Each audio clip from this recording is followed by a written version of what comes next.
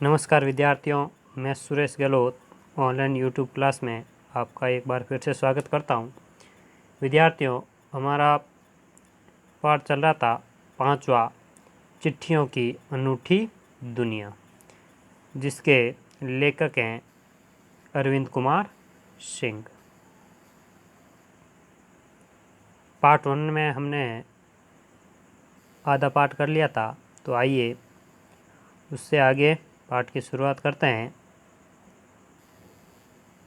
जहाँ तक पत्रों का सवाल है, अगर आप बारीकी से उसकी तह में जाएं, तो आपको ऐसा कोई नहीं मिलेगा जिसने कभी किसी को पत्र न लिखा या न लिखाया हो। यानी कि अगर आप पत्रों की गहराई में जाओगे तो यानी गहराई, तो आपको ऐसा व्यक्ति मिलेगा ही नहीं जिसने आज तक किसी को पत्र न लिखा हो और ना दूसरों से लिखवाया हो, या पत्रों का बेसब्री से जिसने इंतज़ार न किया हो।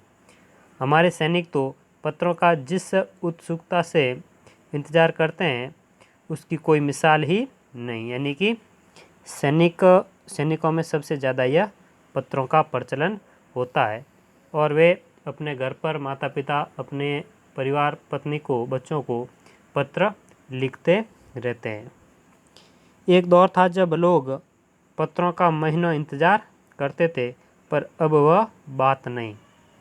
परिवहन साधनों के विकास ने दूरी बहुत घटा दी है। यानी कि अब मोबाइल पर हाथों हाथ वीडियो कॉल वगैरह कुछ भी हो सकता है। तो लेखक ने लिखा है कि परिवहन साधनों ने दूरी को बहुत ही कम कर दिया है।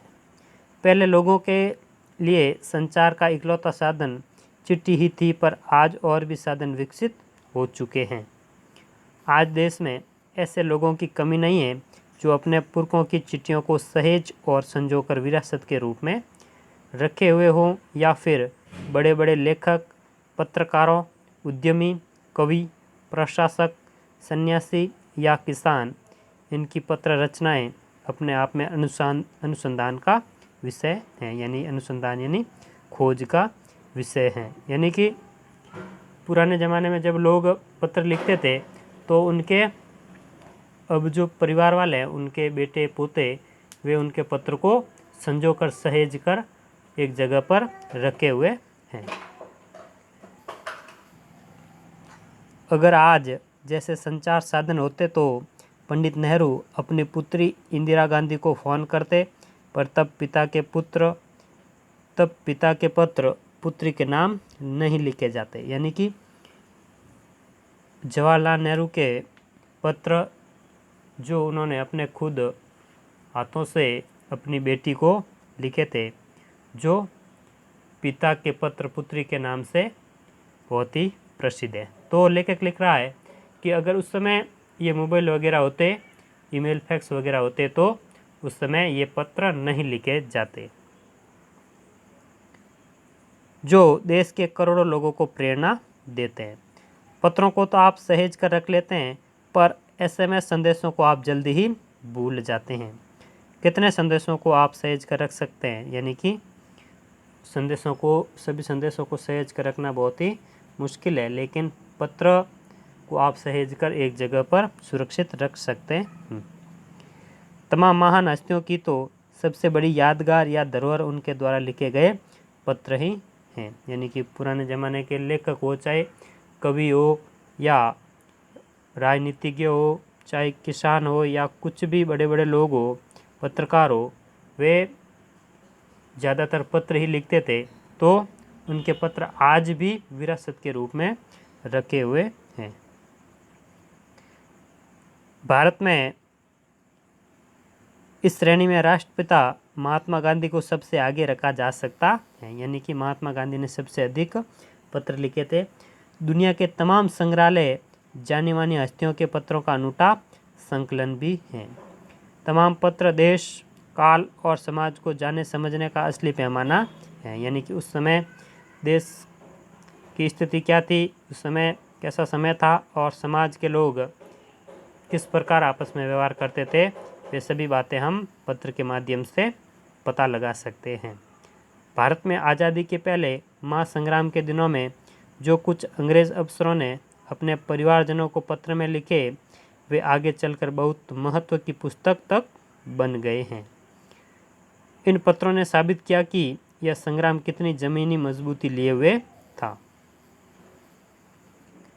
महात्मा गांधी के पास दुनिया भर से तमाम पत्र केवल महात्मा गांधी इंडिया लिखे आते थे, यानी कि महात्मा गांधी इंडिया के नाम से ही इनके पास पत्र आते थे और वे जहाँ भी रहते थे वहाँ तक पहुँच जाते थे।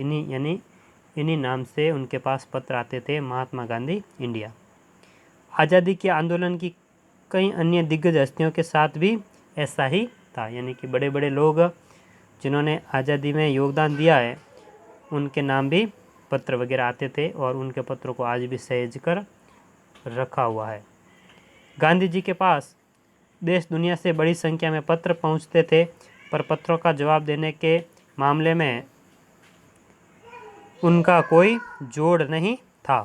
कहा जाता है कि जैसे ही उन्हें पत्र मिलता था उसी समय वे उसका जवाब भी लिख देते थे, यानी कि महात्मा गांधी के पास जैसे ही किसी का पत्र आता था वे हाथों हाथ उसका उत्तर लिखते थे। अपने हाथों से ही ज़्यादातर पत्रों का जवाब देते थे। जब लिखते लिखते उनका दाहिना हाथ दर्द करने लगता था तो वे बाएं हाथ से लिखने में जुट जाते थे, यानी कि वे दोनों हाथों से लिख सकते थे। अपने हाथों से ही ज़्यादातर पत्रों का जवाब देते थे। ये तो हो गया। महात्मा गांधी ही नहीं, आंदोलन के तमाम नायकों के पत्र गांव-गांव में मिल जाते हैं। पत्र भेजने वाले लोग उन पत्रों को किसी प्रशस्ति पत्र से कम नहीं मानते हैं, यानी कि प्रशस्ति पत्र यानी प्रमाण पत्र। और कई लोगों ने तो उन पत्रों को फ्रेम कराकर रख लिया है, यानी कि बड़ी बड़ी हस्तियों के पत्र कई लोगों ने अपने घरों में एक फ्रेम के रूप में सजाकर रखा है। यह है पत्रों का जादू। यही नहीं, पत्रों के आधार पर ही कई भाषाओं में जाने कितनी किताबें लिखी जा चुकी हैं, यानी कि उसी पत्रों के आधार पर बड़े बड़े ग्रंथ लिखे गए, बड़े बड़े पाठ लिखे गए और उन पत्रों का विस्तार से अध्ययन किया गया और आज की पीढ़ी को भी वे पत्र हर भाषा में देखने को मिल जाते हैं। तो विद्यार्थियों, आज के लिए हम इतना ही पढ़ेंगे। अगले वीडियो में इस पाठ को पूरा करेंगे। तब तक के लिए धन्यवाद। स्वस्थ रहें, खुश रहें और मुस्कुराते रहें और हमारे इस वीडियो को लाइक करें और कमेंट ज़रूर करें। Thank you once again.